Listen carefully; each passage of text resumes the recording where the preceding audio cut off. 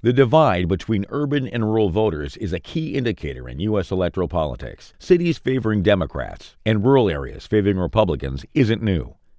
But since 2000, the gap has grown dramatically. What is behind this trend, and why is it so important? The answer is partly economic, but there are also complex cultural factors involved. The urban-rural divide in American politics has deepened in recent years, with significant implications for electoral strategies and outcomes. This divide predates the current political landscape, but has become more pronounced in recent years. Politically, the Republican Party has been particularly successful in capitalizing on this fault line, often adopting campaign strategies that frame city dwellers as radical progressives versus the strong religious beliefs and a deep connection to the land often associated with people who live in rural areas. It's true that Make America Great Again tapped into deep-seated resentment against multicultural urbanites and immigrants, but this divide predates former President Donald Trump by decades. Metropolitan voters, as a group, have leaned Democratic, and rural voters have leaned Republican since the post-Civil War era, when the parties flipped from the Civil War paradigm of the Democratic Party base being Southern and agrarian, and the Republican base Northern and industrial. Today, the median population density for a Democratic voter is 1,197 people per square kilometer, and the median Republican 585 per square kilometer. But in the past 2 decades, the gap has widened. In 2000, according to the Pew Research Institute, Republicans had a 6-point rural advantage. By 2010, it was 13 points. In the 2022 midterm elections, rural Americans voted Republican 63% to 34%. In the cities, the reverse is true.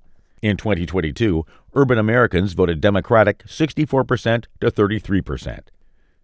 City life means exposure to diversity and social issues, while rural life is associated with more traditionalist values, religiosity, and self-reliance.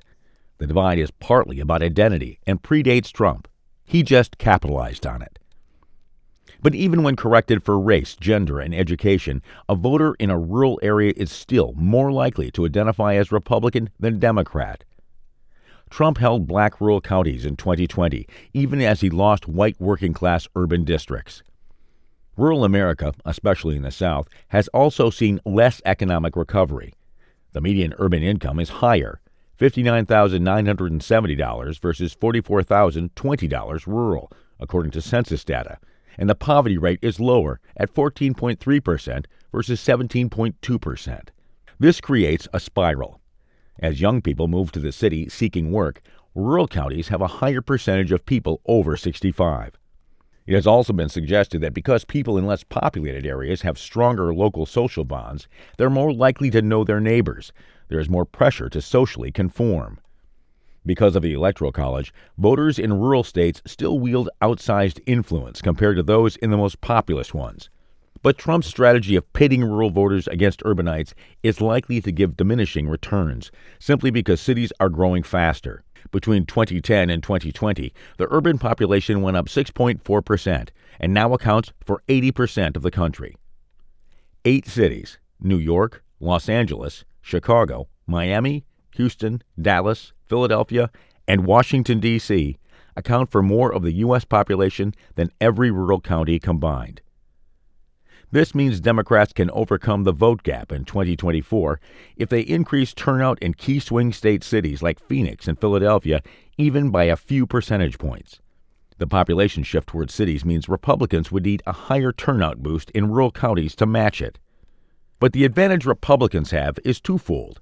Not only are they starting on stronger ground in rural communities with cultural issues such as abortion, current polling shows that while Vice President Kamala Harris has pulled ahead in national favorability, she still lags Trump on the economy and immigration. This means the Democratic Party faces something of a catch-22. Either alienate their urban progressive base by reaching out to address the culturally conservative concerns of rural voters, or double down on urban-centric policies like affordable housing and gun control, which would continue to feed the perception they don't care about rural America.